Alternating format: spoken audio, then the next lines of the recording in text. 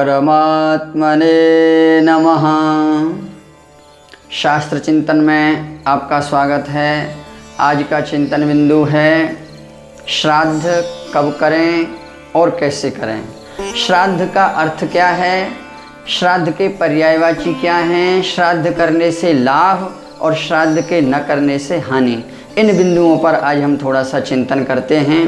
तो श्रद्धया इदं श्राद्धम, अर्थात अपने पितरों की प्रसन्नता के लिए जो भी कर्म किया जाता है श्रद्धापूर्वक, वह श्राद्ध कहलाता है। और यह श्राद्ध, ये जो पितृपक्ष चल रहा है इसको पितृपक्ष कहते हैं, कनागत कहते हैं, महालयारंभ कहते हैं। पितरों के दिन अनेक भाषाओं में या अनेक पर्यायवाची हैं जो पितृपक्ष का बोध कराते हैं। अब ये जो श्राद्ध किया जाता है तो पितृपक्ष में तो इसका नियम है ही।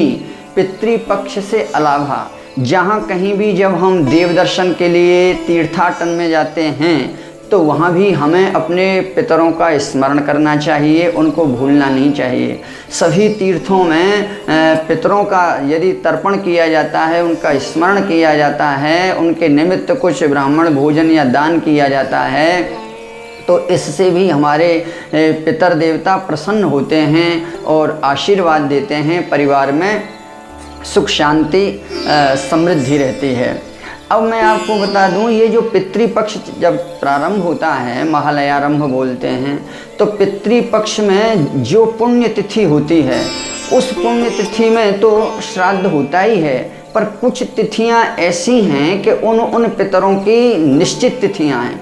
जैसे कोई अविवाहित है, यदि अविवाहित की मृत्यु हो जाती है तो नारायण उसका श्राद्ध पंचमी तिथि को ही होगा, अन्य किसी तिथि को न हो।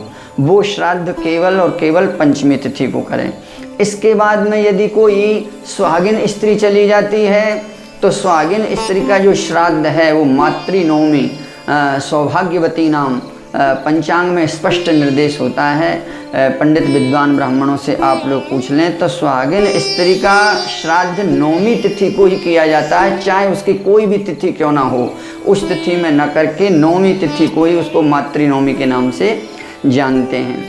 इसके बाद में जो सन्यासी लोग होते हैं, सन्यासी महात्मा, इनका जो श्राद्ध है वो द्वादशी को किया जाता है।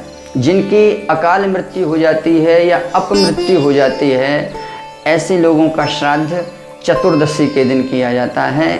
जिनकी जानकारी नहीं है या अकाल मृत्यु जिनकी होती है उनका श्राद्ध केवल चतुर्दशी के दिन होता है। और जिनकी पुण्यतिथि ही चतुर्दशी है, नारायण उनका श्राद्ध चतुर्दशी में ना होकर के अमावस्या में होता है। तो अमावस्या में एक तो जो चतुर्दशी में जिनका है, उन जिनकी पुण्यतिथि चतुर्दशी है उनका श्राद्ध अमावस्या में होता है। अन्य जो जिनकी तिथियां ज्ञात नहीं हैं, भूल गए हैं, उनका भी श्राद्ध अमावस्या में होता है। और अमावस्या जिनकी पुण्यतिथि है उनका तो होता ही होता है। इसके बाद में पितरों का विसर्जन किया जाता है। तो ये जो पुण्यतिथियाँ हैं, इन पुण्यतिथियों में श्राद्ध किया जाता है।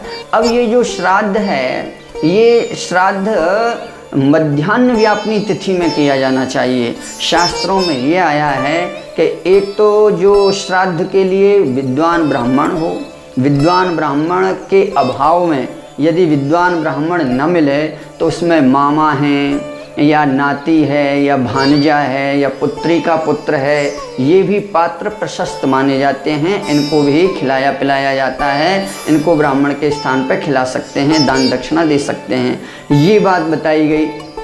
अब इसमें जो इनको जो तर्पण किया जाता है, तर्पण का मतलब तृप्ति, तो देखिए देव तर्पण और पितृ तर्पण, इसके बाद में सामान्य ऋषि तर्पण, ये तीन प्रकार के प्रमुख तर्पण हैं। देव तर्पण, ऋषि तर्पण और नारायण मनुष्य तर्पण।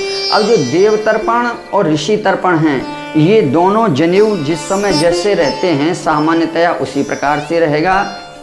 पूर्व दिशा की ओर मुँह करके बैठ जाएं और दाहिने इस घुटने को नीचे ज़मीन से स्पर्श कराना चाहिए। और ये जो आप देख रहे हैं उंगलियों के अग्रभाग को देव तीर्थ बोलते हैं। तो देव तीर्थ से कुशा का अग्रभाग करके तांबे का पात्र हो, कांसे का पात्र हो, ये दोनों ही पात्र प्रशस्त हैं, दोनों ही पात्र अच्छे माने गए हैं। शास्त्र में तो स्वर्ण, चांदी का, तांबे का और कांसे का यही पात्र है, मिट्टी का और लोहे का, स्टील इत्यादि का पात्र नहीं लेना चाहिए। तो देव तर्पण और ऋषि तर्पण के लिए कुशा को अग्र करके और ऐसे जल दिया जाता है, घूंटू का स्पर्श जमीन से करना चाहिए बैठ करके। ये दोनों अब देव तर्पण और ऋषि तर्पण में नाम ले करके तृप्यंताम एक एक अंजलि देने का विधान है, एक एक अंजलि। और तृप्यंताम अर्थात हमारे देव और हमारे ऋषि तृप्त हों, तृप्त हों, तृप्त हों, ऐसा करके इसका ये भाव है। बड़े प्रेम से और श्रद्धा से शुद्ध होकर के जल दिया जाता है। इसके बाद में जो दिव्य मनुष्य तर्पण है, ये दिव्य मनुष्य तर्पण ये उत्तर दिशा की ओर मुँह करके और जो जनेऊ है उसको कंठी की तरह से अपने गले में डाल लें और दोनों पाँवों से ऐसे बैठ जाएं। इसमें कोई भी घुटना ज़मीन से टिकना नहीं है। उत्तर दिशा की ओर मुँह करके ये जो आप देख रहे हैं ये कनिष्ठिका का मूल भाग, यहाँ से जल दिया जाता है। यहाँ ऐसे करके बीच में से आप जो देख रहे हैं ऐसे जल निकलता है, इसको प्राजापत्य तीर्थ बोलते हैं। तो ये दिव्य मनुष्य तर्पण का ये विधान है, इस प्रकार से जल दिया जाता है। और जो हमारे यम तर्पण हो या सामान्य पितृ हों, उन पितरों के लिए नारायण दक्षिण दिशा की ओर मुँह करके और जनेऊ को अपने दाहिने स्कंद से बाएं की तरफ ऐसा करके और बायां घुटना जमीन में स्पर्श करना चाहिए। और ये पितरों के लिए ये पितृतीर्थ है, ऐसे करके अर्थात तर्जनी का और अंगुष्ठ का जो मूल है, यहाँ से कुशा का विशेष महत्व है। तो किस कुशा को मध्य में से तोड़ करके उसका अग्रभाग और मूल दोनों को आगे करके और ताम्र के हाथ में नीचे जनेऊ लगा करके और बाएं घुटना को टेक करके दक्षिण दिशा की ओर मुँह करके 3 अंजलि अपने पितरों के लिए 3 अंजलि नाम लेकर के तृप्यंताम तृप्यंताम तृप्यंताम, ये देखें ये जल यहाँ से निकलना चाहिए, ऐसे करके दक्षिण दिशा की ओर। तो ये शास्त्र में विधि है। एक बात यहाँ विशेष करके ध्यान देने की बात यह है कि पितरः वाक्यमिच्छन्ति, जो हमारे पितर लोग हैं ये शुद्धता का और विधि का विशेष ध्यान देना चाहिए। पितृ कार्य में शुद्धता और विधि का विशेष ध्यान है।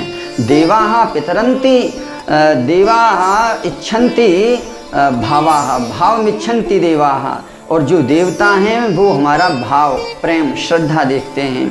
इसलिए देव कार्य में श्रद्धा, भाव, भक्ति का विशेष महत्व होता है और पितृ कार्य में श्रद्धा के साथ साथ में विधि और शुद्धता का ध्यान दिया गया है। तो ये अभी आप लोगों ने स्मरण किया। तो श्राद्ध किसे कहते हैं, कब करें, कैसे करें?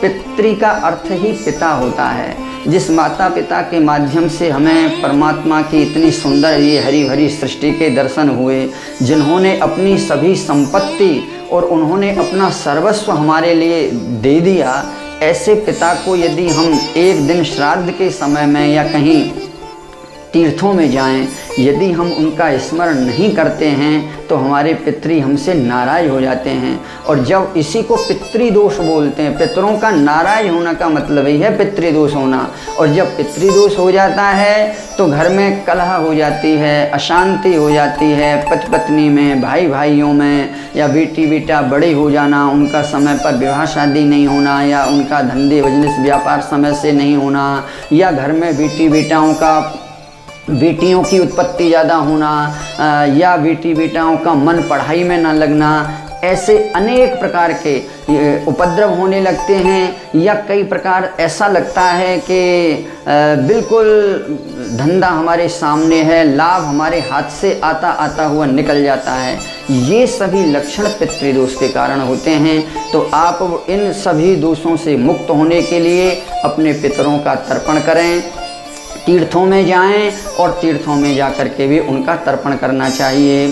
तो इसलिए शास्त्रों में तो यहाँ तक बात कही है कि श्रद्धया क्रियते श्राद्धम, श्रद्धया क्रियते श्राद्धम, श्रद्धया दीयते जलम, श्रद्धया कार्यते भोज्यम, श्रद्धया श्राद्ध मुच्यते। वास्तव में श्रद्धा पूर्वक श्राद्ध करना चाहिए। श्रद्धा से ही प्रेम से पितरों को जलदान करना चाहिए।